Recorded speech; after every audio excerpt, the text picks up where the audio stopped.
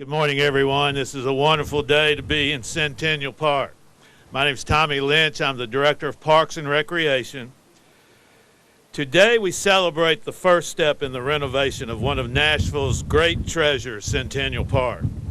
With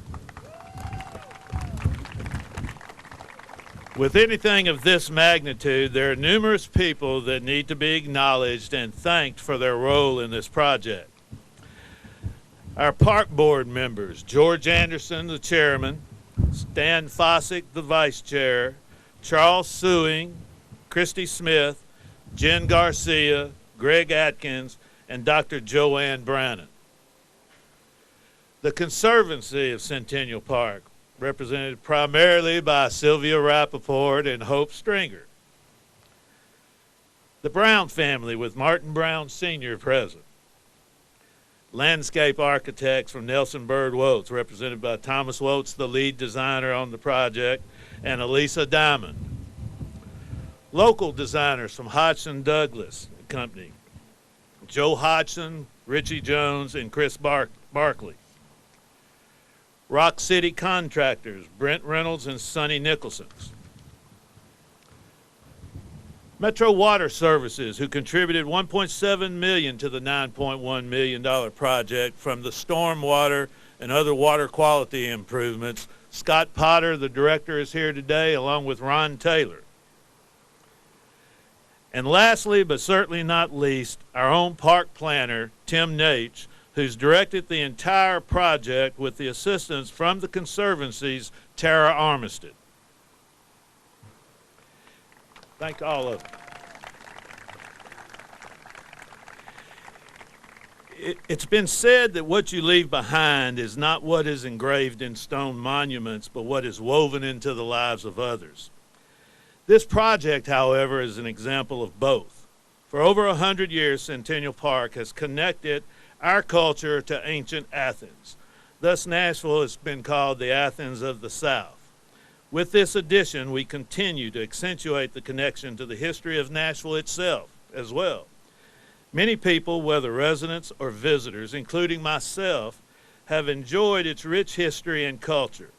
We've played in the park, grown up in the park, and some, like me, have grown old in the park. It's woven into the fabric of our lives. This addition helps us to celebrate the diverse culture of Nashville now, as it connects us again to today, to us being called Music City with the permanent home for Musicians Corner.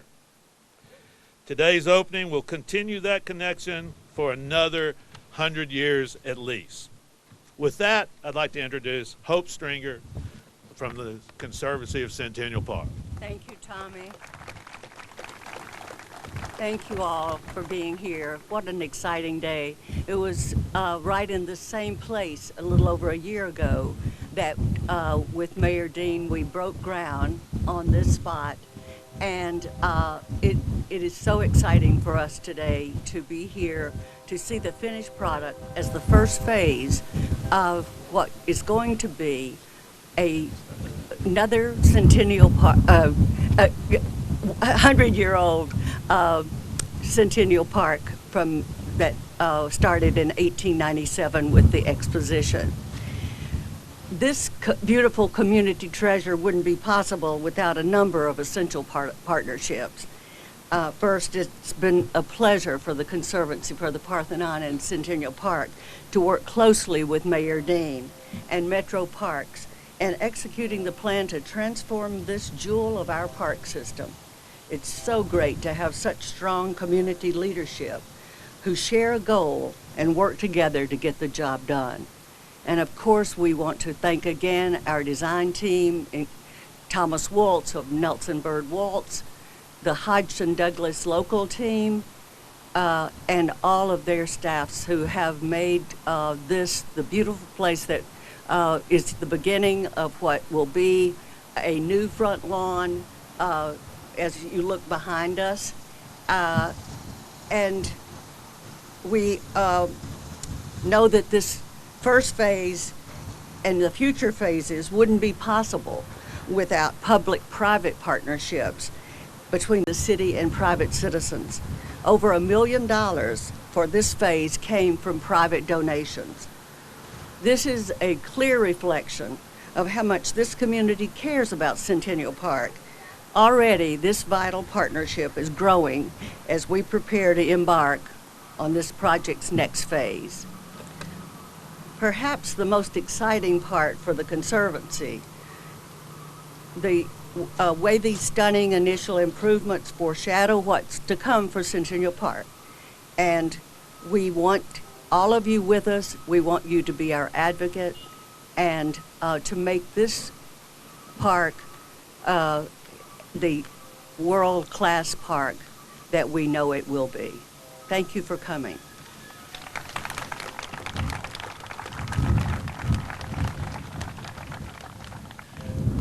Thank you, Hope. It's my job to introduce our next speaker today. His time as our leader is winding down, but like many other projects across the city, he was the guiding force for this renovation.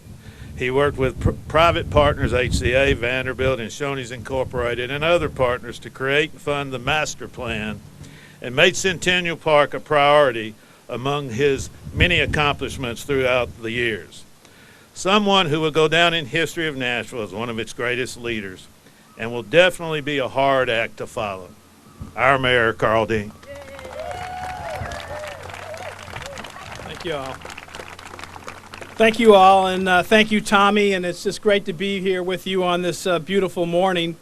Let me introduce some council members who are here with us. Berkeley Allen is here. Berkeley, she's there waving her hand.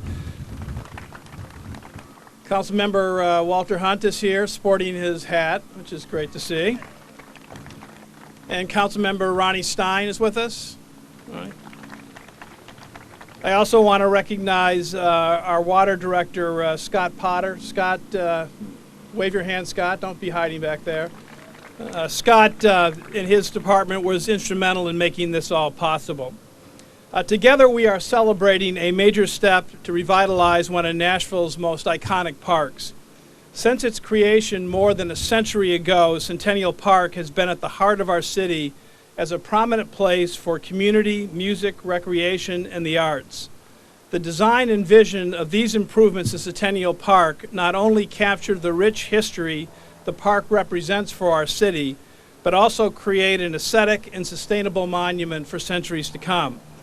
I am grateful for the efforts of the Conservancy and all the support they provided and continue to provide to this city gem. This park holds a special place in the history of Nashville and in the hearts of our citizens. As you know, it was Nashville's first public park, created in Tennessee's 1897 Centennial Exposition, which was really a World's Fair. This park led to the establishment of Nashville's public park system and of park systems across the state. To this day, it is a place where the people of our city gather and celebrate.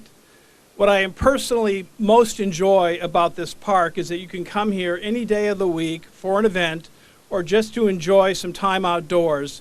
You will see a diverse group of people who represent this city. Neighborhood parks are great at serving individual communities, but this is truly every Nashvillian's park, a jewel in the heart of Nashville. Nashville residents and visitors from across the world enjoy Centennial Park. Its ability to bring people together from all walks of life is something that we should treasure.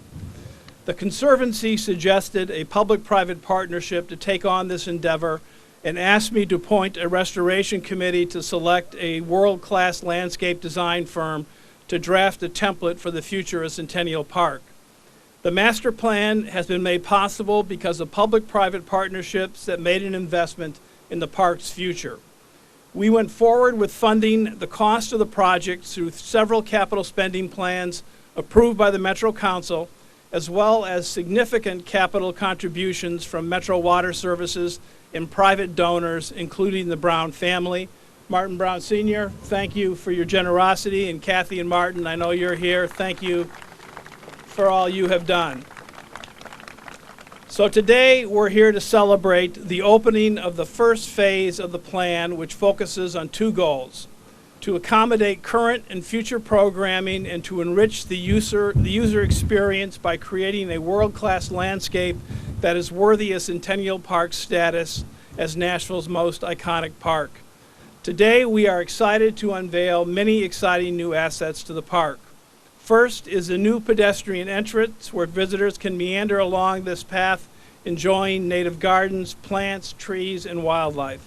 Second is the daylighting of Cockrell Spring, as you can see, the unearthed spring is now a prominent feature of this new pedestrian entrance to the park where we are standing today. The spring comes to the surface with a newly designed native landscape surrounding it, then it spills into the stone-lined channel, which is right on my right, before sinking back into the ground. As the spring water flows through the wetland gardens, the plants absorb the phosphorus that naturally occurs in our limestone water table. The water is then used to irrigate the landscape instead of city water, and then it is pumped to irrigate the grounds and supply water to Lake Watauga. Another exciting feature is a dedicated space for Musicians Corner that features native woodland landscape woven with paths and benches and crab orchard stone seating and other infrastructure that allows the space to be transformed into an informal performance venue. The gentle slope of this new space is perfect for blankets and picnicking and is designed to be flexible. You can simply enjoy it from day to day, and then you'll have a big musical event. The new addition to Phase 1 that I want to highlight today is the park's new focus away from cars and more toward visitors. At the Parthenon, there's a new entry plaza for formal events on the east, and new gardens, trees, and landscaping. I hope you have a chance to walk up to the Parthenon today and see those enhancements firsthand. These are just a few exciting projects in the first phase of Centennial Park's revitalization. This project is not only aesthetically significant, it's environmentally significant as well. The Centennial Park Phase 1 project is on track to become one of the first landscapes in the country to be certified by the Sustainable Sites Initiative. This is similar to LEED certification that buildings, including many of Metro's, now achieve. It confirms that everything in a project landscape, from electrical systems to plant selection to maintenance practices, is green. Centennial Park has been an essential part of Nashville's fabric for more than a century, and I'm excited that we are laying the course for Centennial Park to remain a gem in our park system for the next century and beyond. Again, thank you to the Conservancy for your vision, to Metro Parks for your work towards implementation, to Scott Potter, Ron Taylor, and the rest of the Metro Water Services team, as well as the city's other partners for turning this project into reality. Before we officially cut the ribbon, I think it's fitting to close with a quote from Betty Brown that is engraved on the limestone next to the springs. Those words truly represent what we are celebrating today. The engraving says, "Aren't we lucky?" Now, I invite you to join me for the ribbon cutting.